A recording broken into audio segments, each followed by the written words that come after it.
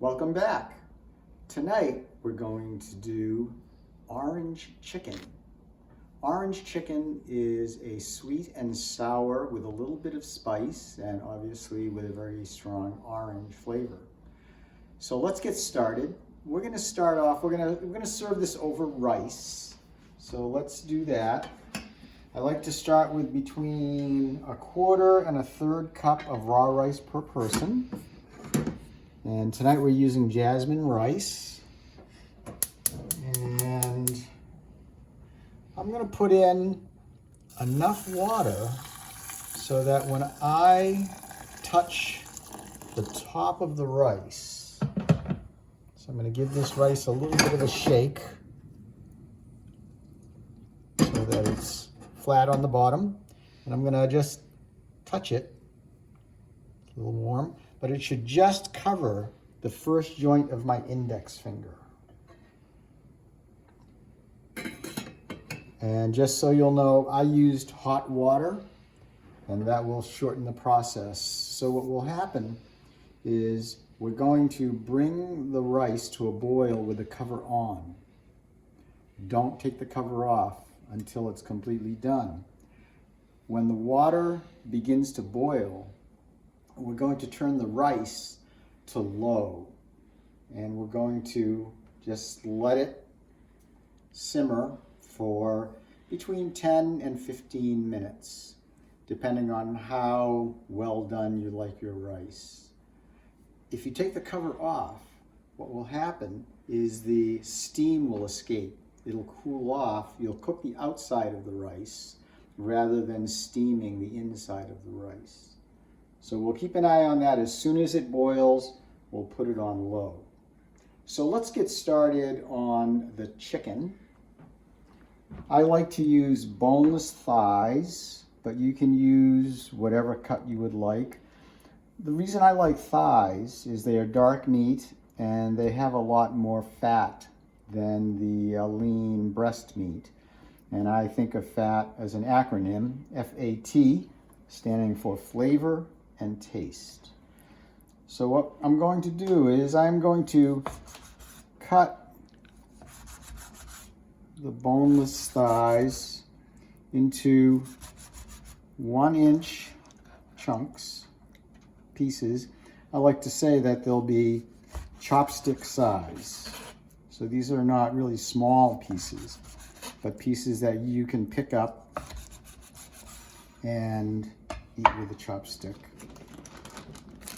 The water for the rice is boiling, and if you have an electric stove and you're concerned that it's going to keep boiling because the electric stove doesn't cool off as quickly, just take it off for 10 or 15 seconds and let it calm down. Turn it down to low, and then you can just put that right back on. And so in 10 or 15 minutes, that will be all cooked. I didn't take the cover off, so the steam is still in there. So let's put our pieces of chicken into a Ziploc bag or a plastic bag, and we're going to toss it with 1/4 cup of cornstarch. So we're going to coat that. So we'll zip that right in. I'm going to go and just clean this up a little bit while I'm tossing it.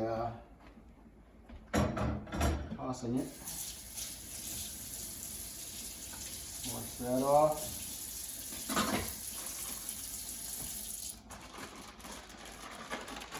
And you're just making sure that that's coated. You don't need to do anything else at this point.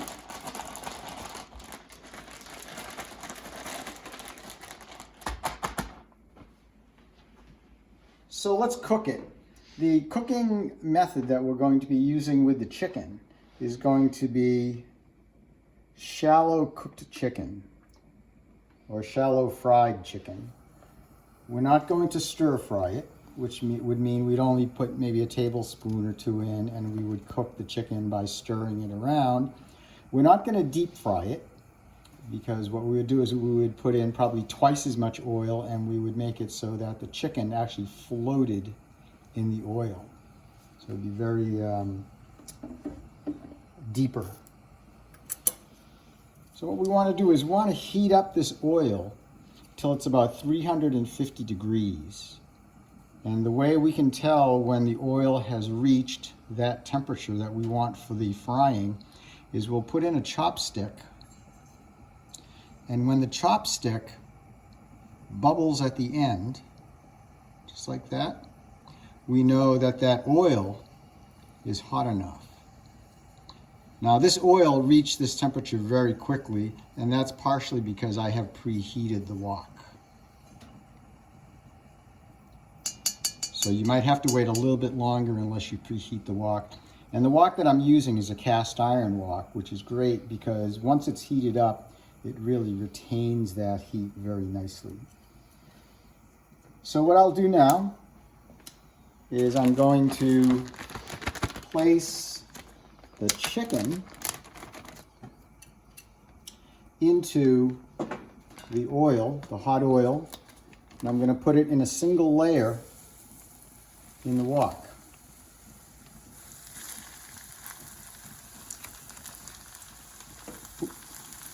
Like that.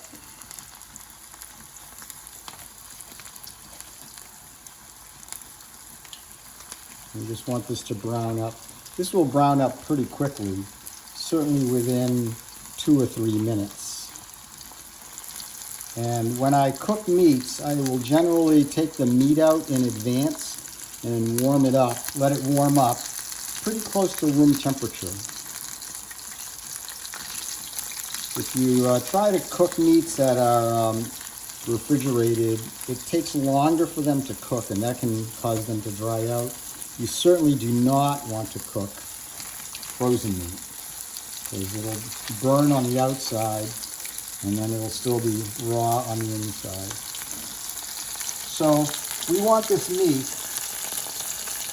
to lightly brown on the outside.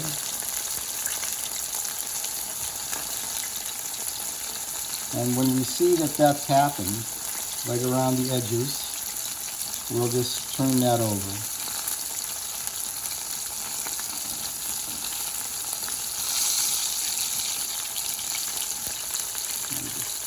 Turn that heat down a little bit.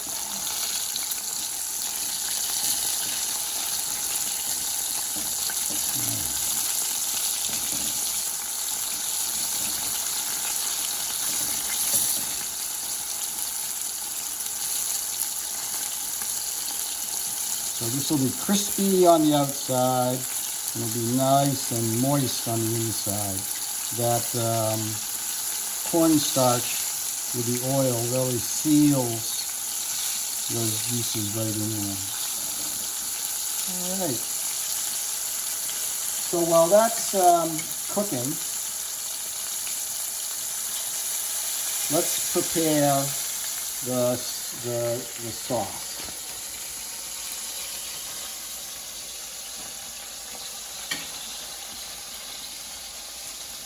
So we're going to flavor the sauce with the classic ginger and garlic. And what I'll do is I'll cut a piece of ginger here in this case, fresh ginger.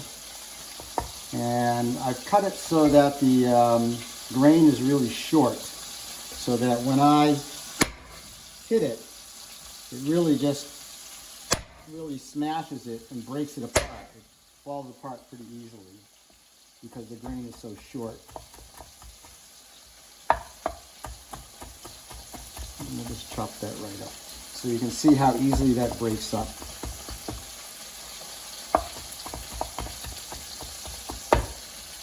And we're going to do the same thing with our garlic.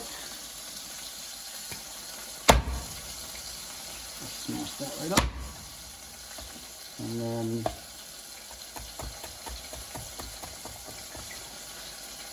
what this does is it releases those the oils very quickly. So let's take a look at our chicken. We're going to remove the chicken. So this is nice and crispy. and coated. And what the coating will do, in addition to sealing in those juices, the coating will actually absorb the glaze. So it'll really flavor the outside of that chicken. There we go.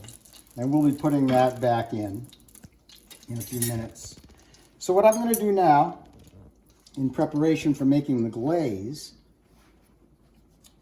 I will remove all except for a couple tablespoons of oil.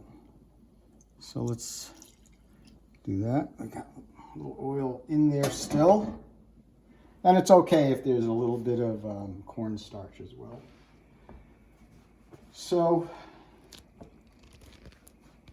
we're going to flavor the oil to start with. And this is on a medium heat. This is going to sizzle right away.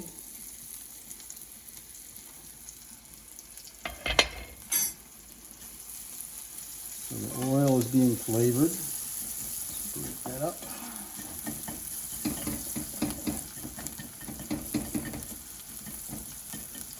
Oh, it smells great. To that, we're going to add a roux of cornstarch and orange juice. Chopsticks are great for this. So we want to mix that in because we don't want it to be lumpy.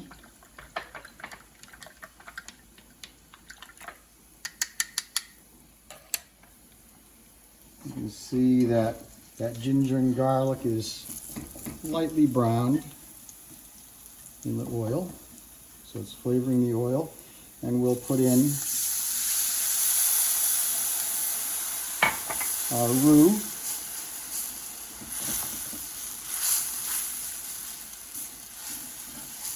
And that'll start to thicken up pretty quickly.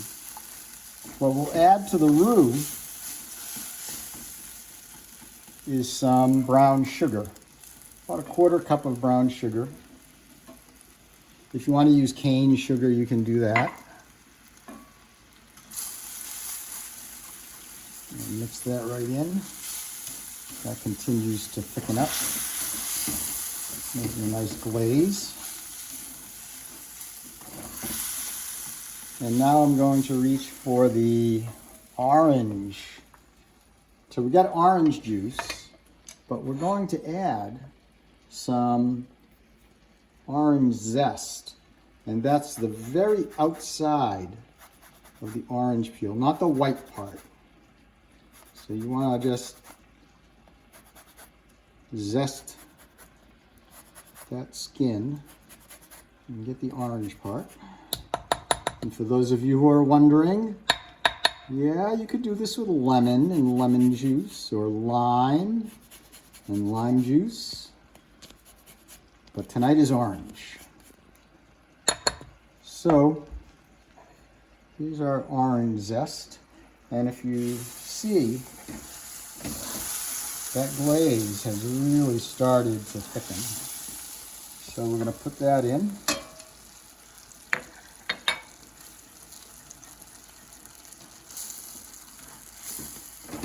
So I can smell that orange, ginger and garlic.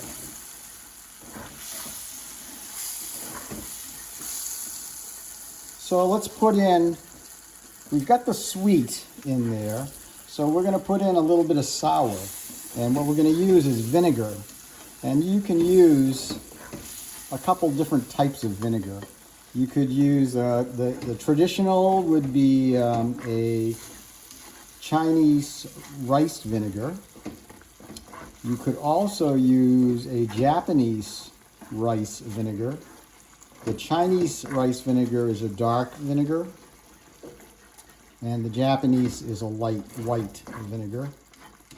If you don't have either of those, you could use balsamic vinegar, and that's what I'm going to use in this. So a couple tablespoons of balsamic vinegar. And if you don't have any of those, you could use cider vinegar. The only vinegar I wouldn't use would be white vinegar. That tends to be bitter, and the other vinegars are a little bit sweeter. And we'll add a little bit of salty flavor with about a tablespoon of soy sauce.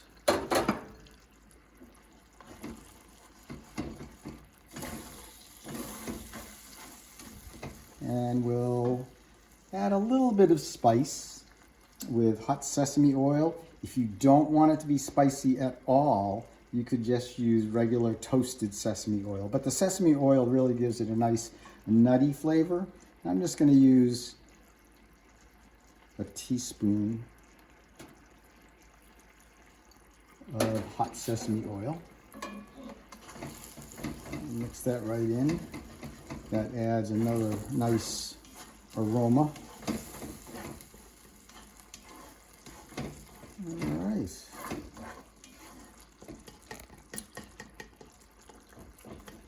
So let's head over to the cutting board, and I'm going to cut up some garnish that we're going to add.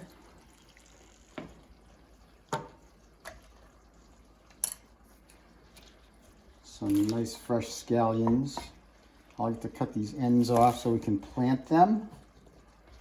And I'm going to cut them in 1-inch pieces at an angle. They kind of look pretty.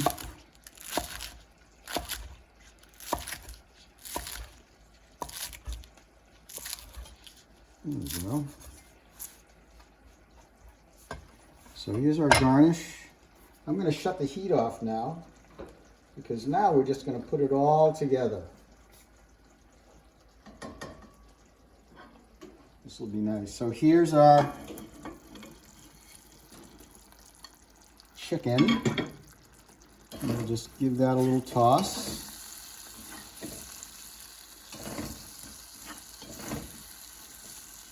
That's great.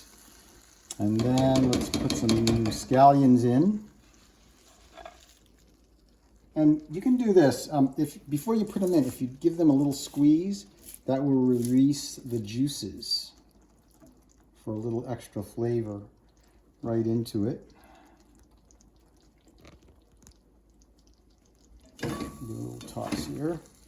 And then I'm going to add, for a little garnish, some sesame seeds. And these sesame seeds, this is a mixture of black and white sesame seeds. In the store, you have to buy them separately. What I do is I buy 2 containers, one black, one white, and I mix them together. And we'll just sprinkle that right on top. You can also get green sesame seeds, which are powdered with wasabi powder, which is kind of fun. So let's serve this. So I think our rice has been cooking for a while. Let me turn that off. That's great. So here's our steamed jasmine rice. Oops, let's not knock that over. Nicely steamed. And here's our orange chicken.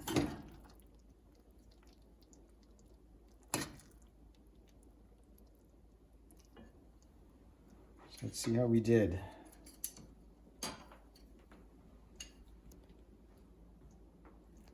Get one that I won't burn my tongue. There we go. This one looks smaller. All right. Mmm.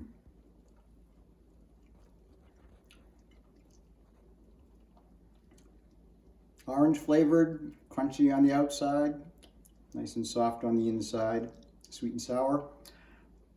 Thanks for coming by, and we'll see you next time.